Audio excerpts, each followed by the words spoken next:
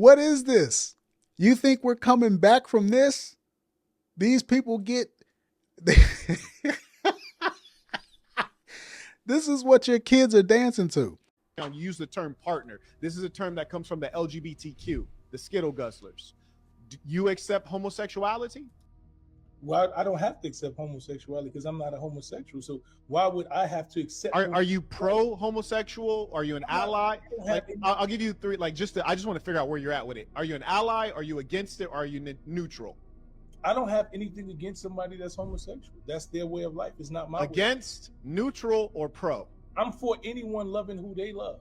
So this kind of ideology that you believe in and that you're sharing, this is the ideology that's extraordinarily destructive to the Black family in particular, and all families in general across all of the racial categories. Black people have the highest level of religiosity in this country right here. And that's because Black people are a people of spirit and rhythm. And that's all of us around the whole planet Earth. We're deeply religious, spiritual people. And if you go to the continent of Africa, for the things that you said you're okay with, the LGBTQ stuff, there's capital punishment in many places. There's a death penalty because Black people, that is against the souls of Black folks. And you're a hip hop head. You may remember the time when hip hop was Black, when hip hop was positive, when hip hop was political, and when hip hop embedded our culture. And you would hear people say things like no homo, or you finish battling somebody, especially in New York, and you would say, and I can't even say the word right now, that's all been ripped out of our culture by the liberal whites. What they did was they commercialized our culture. They put it on social media, they put it on Netflix, and then they told us who we are. Before, they used to observe us in our ghettos and then reflect our image in Hollywood. But now Hollywood tells us who we are and then we follow it. And that's how you get a Lil Nas X, and that's how you get my son, the general, telling me he can't speak up straight like a man and say, I do not condone the abomination of a man laying down with another man, especially a Black man, because that reduces our population. The Black woman aborts more children than she gives birth to. Her birth rate is like 1.9. You need a birth rate of 2.1 for replacement and for growth. And we cannot have all these people, males laying with males and women laying with women and Black women abort children because we are being reduced. You talk about reparations. You say the government owes us something. Maybe they do, but one thing I can promise you is they ain't giving you a damn thing. You ain't gonna get 40 acres. You ain't gonna get a mule. I'm not about to wait for a government that I already know hates me, because goddamn it, the government hates the white man too. He ain't doing a damn thing for the middle and lower class white man. Why in the hell would he do something for me? You use the all right. So that is Marquette Devon Burton, better known as the Saint in the Center. And he's talking about the LGBT agenda in hip hop. And he's talking to a guy named My Son. My Son is a rapper. I can't name you any of his songs, so don't ask. I think he's more of an internet personality, as most former rappers are these days. But anyways, like I said, they're talking about the LGBT thing in hip hop and in the Black community. And here's the deal. I get why he's saying what he's saying. I understand everything that he's saying, but this is a pretty antiquated argument. If you guys don't remember, this argument was huge from like 2012 to like 2016. You go back to like Breakfast Club interviews. You had people like Dr. Umar, who was on there several times. You had people like Tariq Nasheed, who were on there several times. There are a lot of people in the hip hop community who talked about the LGBTQ agenda in hip hop, and it was a big conversation piece for a while. The reason I say this is kind of weird is just because, one, like, the war has been lost. The gay people they've won. They have infiltrated hip hop. It is over. So if you're talking about this in 2026, it's kind of crazy, right? Like, we already know these kids are as zesty as it gets. It doesn't really need to be talked about because the war is lost. That being said, you guys got to understand, when you don't have control of your culture, when you don't own the mediums by which your culture is put out to the world, when you don't own the images of yourself, you don't own anything. You have no control in hip hop. When you don't own anything, you have no power. And what this guy is trying to do is basically have this conversation, and it's all well and good. But like, I'm a kind of anti-red pill, anti-brown pill. I'm anti-pill, right? I am after pill. I'm all about making actionable steps. There's no action step to be taken when it comes to how Black people are portrayed in pop culture. The only thing you can really do is control how maybe your kids are portrayed or how they portray themselves. You can preach this message to your children. You can teach it to your nieces and nephews and stuff like that. Maybe if you're in a church community, you could teach it there. But from the standpoint of hopping on the internet and rehashing a conversation that was big in 2016, in 2026, it makes no real difference what you're about to say or how you feel. Because like I said, the war is absolutely lost because we don't control anything. In America, you could say black people dominate two things, sports and entertainment. Right. All right, that would be a good thing if we had some level of ownership. We don't have one black owner in the NBA. We don't have one black majority owner in the NFL. There's not one major record label that's owned by a black person. It's all subsidiaries. They play that game with you. They let one person get rich, but there's no real ownership. You can't control what you don't own. You learn that in the basics. You can't control what you don't own. So if you say something that's against what they don't like, they'll shut you down. But they'll let you say whatever you want against black people because you don't have any control. You don't have any ownership. So even us celebrating like, yo, we changed our life. Even that is like, it's a half-hearted celebration because we don't have any ownership. We don't have any real control. We don't have any real equity in the two things that we dominate. That's a problem. And they tell you BET's owned by white people. And it's called Black Entertainment Television. And they'll tell you your ownership don't matter. There'll never be a group of people ever in the history of the world where they'll tell that to, except for black people, and black people believe that shit. Go to Saudi Arabia, appropriate their culture, do a camel thing, and say, yo, you're not gonna own anything, but you're gonna participate, and they look at you like you crazy. Go to Mexico, try to do that. Go to Japan, go to China. You can't even own, I went to China, you can't own property if you're not Chinese in the country. Like, we so comfortable not owning anything. Like, we go everywhere, whether it's whatever the festival and all that shit, and we just happy to be here. We happy to support. We don't got no equity. We don't got no control. You can't control what you don't own. That's just 101. That's why we're here to change that, Jim. I'm with you. That's why I went independent my whole career. In America, you could say, all right, so you guys heard what this guy has to say. I don't know who that is, but I know Jim Jones is up there. Jim Jones is a former rapper, and he's 100% right. Any place else you go, they control their culture. In America, black people have this thing called the cookout, and all it takes to get invited to the cookout is you doing a dance or you acting ghetto, acting black, acting like you're down with the culture in some way, and then all of a sudden you're invited to the cookout and you're cool with black people. No one else has that. No one else has anything that is equivalent to that. I don't know if you guys do any drinking. I don't know if you drink tequila or not, but you certainly know Dwayne "The Rock" Johnson. And he has a tequila brand called Terramana, I do believe. And when it comes to tequila, apparently you need like the blue agave plant. Not sure what that is, but it's like this, whatever it is, I think you cut the leaves off and you boil it, and that's how you get the tequila or something like that. And when he was coming out with this, the Mexican community boycotted it because of the company he was using to get the blue agave plant. He was apparently using an American company, and I don't know if they were hiring Hispanics or not. I don't know really all the details, but I know he was using an American company, and I guess the Mexican farmers were not getting a fair cut of this whole operation, so they boycotted his stuff. So he had to switch whoever his farmers were, like the people who actually got the ingredient. He had to switch, and he had to go hire Mexican farmers to get his avocado plants or agave plants or whatever it is. If you know, like I said, if you know about tequila, you can put that in the comments. I'm not 100% sure. I just know it was a big thing back when he started this, and the Mexicans boycotted it. Mexican people hold close to their culture. So they're like, look, we can't stop you from selling it, but we don't have to buy it. And we're going to frown upon other people buying it. And if other people buy it, if they sell it, we're not going to go to those liquor stores. So it worked. They ended up getting what they wanted. Black people don't have that. Black people sell out. Like he said, you don't have any black owners. You used to have Motown, but Berry Gordy moved from Detroit to LA in the 70s, and he was like, okay, I'm gonna do stuff this way. And then he ended up selling the company. There's no black ownership. Black people don't own their culture one bit. So when you talk about the LGBTQ narrative being put into hip hop, I understand why it would be upsetting to you, but you have to understand you can't stop it. Just like the red pill is not going to make women go back to the kitchen, The red pill is not going to make women start voting conservative. The red pill is not going to make women change. There's never going to come a point in time where women go backwards on anything. They're going to always double down. The brown pill. The brown pill wants all the illegal immigrants gone. Them folks ain't going nowhere. All those ICE raids, nothing. They're snatching these people up, but they're not deporting anybody. Obama deported more people than Trump.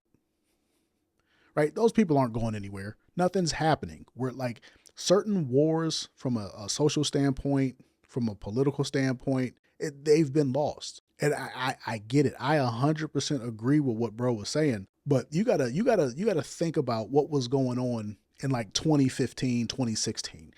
Because like I said, this argument comes from 2015, 2016. I don't know if you guys remember, around 2015, 2016, we had a guy named Little Uzi Vert. Little Uzi Vert came out and he was like the zestiest thing since pants with pockets. Now you got stuff like this. This is Pop Smoke. Now you see this dance that this guy is doing. He's got his hand in the air and he's waving his hips and doing all of this. You might think that it's cool if you listen to his music. I couldn't find a better video of it, so you gotta kind of just use your imagination. But he's got his hand in the air and he's moving his hips like so.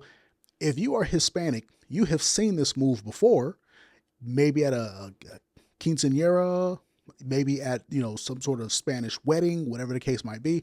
It's something that women do. The man holds the woman's hand and she shakes her hips, she shimmies, she goes down low, she comes back up. It's a woman thing. I don't dance bachata, merengue, salsa, none of that. So if you know what this dance move is called from the woman's perspective, you can put that in the comments. But in the black hip hop community, Pop Smoke, he wasn't really a legend, but he was big at the time that he died. This is the whole thing. He got a whole dance and they done zestified it. They done made it super, super zesty, right? There's a whole thing called the zesty Pop Smoke dance. Let me see if I might pull it up. Hold on, let me see. Ain't gonna bother with that. This dude, this guy, NLE Chopper. This dude is out here. This dude is out here dancing like Michael Jackson. And I'm not necessarily going to call him like zesty, but bro is definitely a clown. Like the war has been lost. You got people like him. You got people like Young Thug. Lil Wayne been on some zesty type stuff. You got men wearing purses and whatnot. Like, bro, I get it. I'm right there with you with the need to push back. Right. But it's too late. This is why I say, don't get your blood pressure up trying to fight these wars. This Youngboy.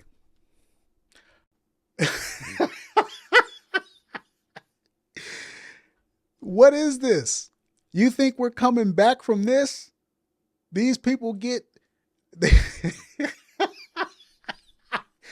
is what your kids are dancing to. This is what your kids are dancing to. This is what your son is doing in his room. Your son is in the room emoting to Fortnite, dancing like this guy. And you think that we can come back? In case you guys don't know who NBA Youngboy is, I can't really describe it. I'll just simply say he's this generation's Bobby Brown, right? He's the biggest thing. He's this generation's Lil Wayne. If you remember like 2009 Lil Wayne, like 2009 to 2016, I guess, that version of Lil Wayne, the mixtape Wayne and all of that, he's that. But look at this guy. Look at the shimmy. Look at all this crazy stuff this dude is doing. And it's this is what you're fighting against. You're fighting against the biggest rapper since Jay-Z in terms of popularity with young people. And this is how he's moving around. This dude is zestier than a bag of Cool Ranch Doritos. And you think we're going to come back from the LGBT agenda just because a YouTuber is bringing up this 10-year-old argument? It's not going to happen. It's absolutely not going to happen. When you don't own your culture, this is what happens to it. I don't know if there's any equivalent to the zestiness in the Hispanic culture. Like if you're Hispanic, if you live in a Hispanic neighborhood, if you know anything about it, go ahead and put that in the comments. I don't know. Personally, I don't see anything like this. I see gay stuff all the time, right? When it comes to like representation, white people, black people, Hispanic people, Asian people, they have all been represented gay, homosexual in pop culture. I don't see that from Muslims almost at all. Now you go to China, China doesn't do all of that in their media. Asians are only represented in terms of, LGBTQ in America, Canada, maybe Europe. When you go to those countries, it's not necessarily like that. Now, if you've been to Korea, Japan, you might know a little bit more than me. To the best of my knowledge, I have not seen that, right? So I would just simply say in America, the cultures that have been Americanized have been infused with this because you don't own the culture. Who owns American culture? We know who owns American culture, right?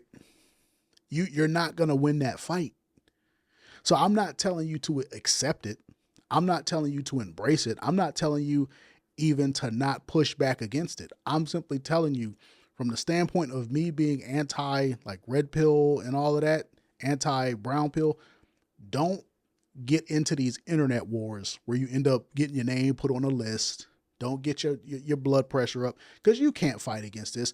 If you couldn't stop Lil Uzi Vert, if you couldn't stop Young Thug from wearing a dress, keep in mind, what was it, 2004, 2002, something like that? What was it? The show Boondocks with the whole character of Gangsterlicious, the gay gangster rapper, the homosexual gangster rapper who was undercover. That's become a prophecy more than it was a parody. You literally got black folks out here with handbags and whatnot. It's absolutely insane. All right. I think I got one more. Where we at?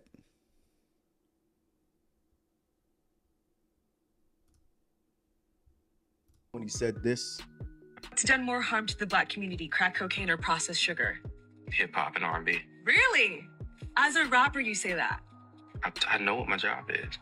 Why do you say that? Shoot guns, smoke crack, bitches. I mean the right beat. We're the hoes, Get we're outta here. the hoes, we're the bitches. Where the hoes, where the bitches, and the crack at? Just kill the on the back street. Yay. And so, is this an anti-hip-hop and rap PSA? No, not as long as I'm doing that. Got it. But know you're selling the poison.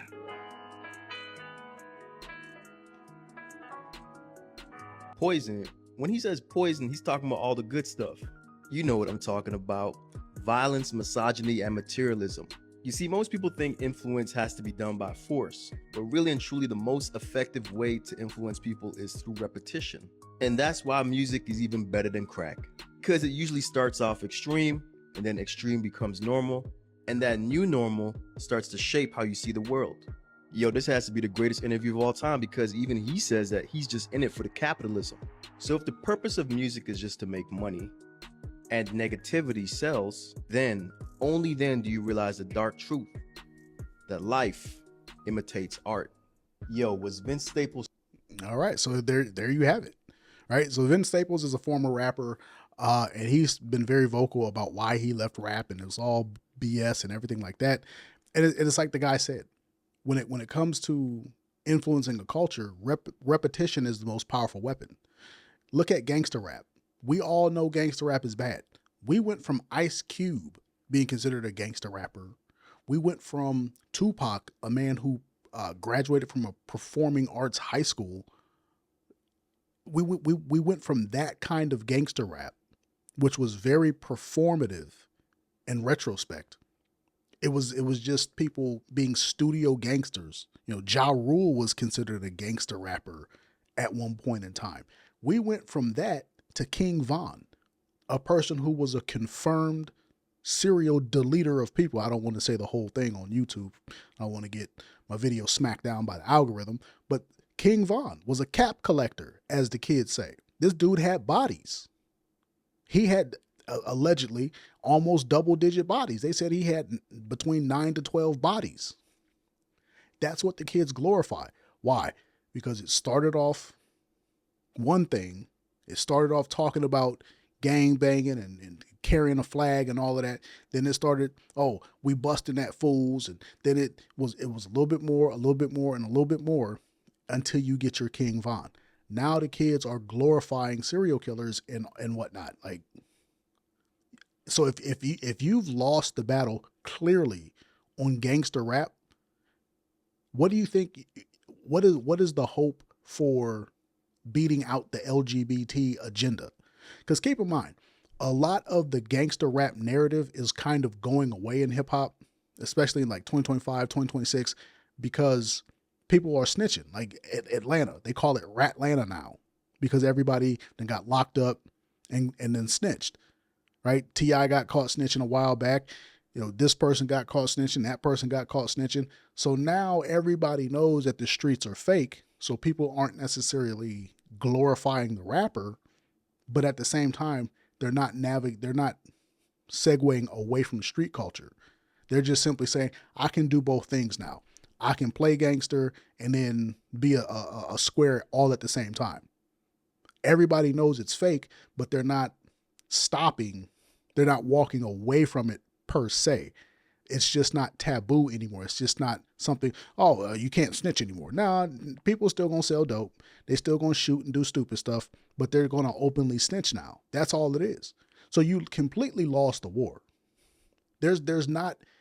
Nothing's going to happen to slow down the LGBT agenda. Like, even talking about it is kind of like, bro, this is an antiquated conversation. Like they won. Look at the kids.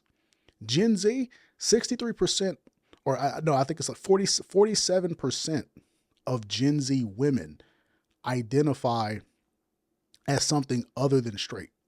And then there's like another 20 that say that they have experienced or that they have experimented with the, same sex relationships in some form or fashion. So then that balloons to like 67% or more of women who are dabbling in this.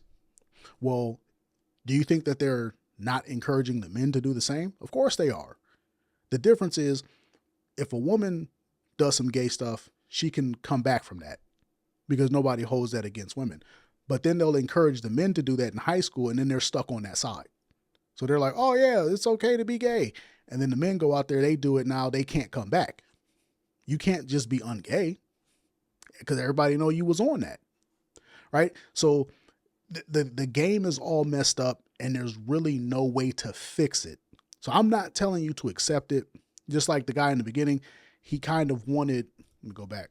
He kind of wanted this guy to affirm. He was like, I want to know where you stand. I want to know if you are for it, if you're against it, or if you're neutral. And basically, according to his rant, there's only one right answer, and that's to be against it. I'm not going to argue that. I'm just going to simply tell you that's worthless in today's world. The war is over. Trying to force people to go against this, what is it gonna accomplish? You think the gay people are just gonna go away? What was it, 2012? Barack Obama was like, hey, all of y'all can be y'all can get same-sex marriages now. I was in the military when he was like, when he basically made it, he repealed Don't Ask, Don't Tell. He repealed Don't Ask, Don't Tell, and then that was like he marketed that as this big turning point in LGBT relations and all of this. And nobody cared because we already knew who was gay. They weren't processing people out for being gay. But then he marketed to the public like it was this big thing. And ever since then, okay, now we got gay marriage. Now we got gay people adopting kids. Right? The war is over. So, like I said, I'm not going to tell you to not push back. I'm just going to tell you, don't get your blood pressure up. You're not going to win any victories. These people aren't going to go away. The gay agenda in hip hop is not going away, right? We don't own hip hop. We don't own the images, the fashion. Kai Cenat is trying to be a fashion person. Does he own a sweatshop? No. You got to go to Italy, a super LGBTQ friendly place to get your fashion off. So Kai Cenat, one of the biggest influencers, is now going into the realm of fashion. You think he's not going to push an agenda? Right? So this is why I say, do well for you and yours. Teach your nieces, your nephews, your sons and daughters against this if you so choose, right?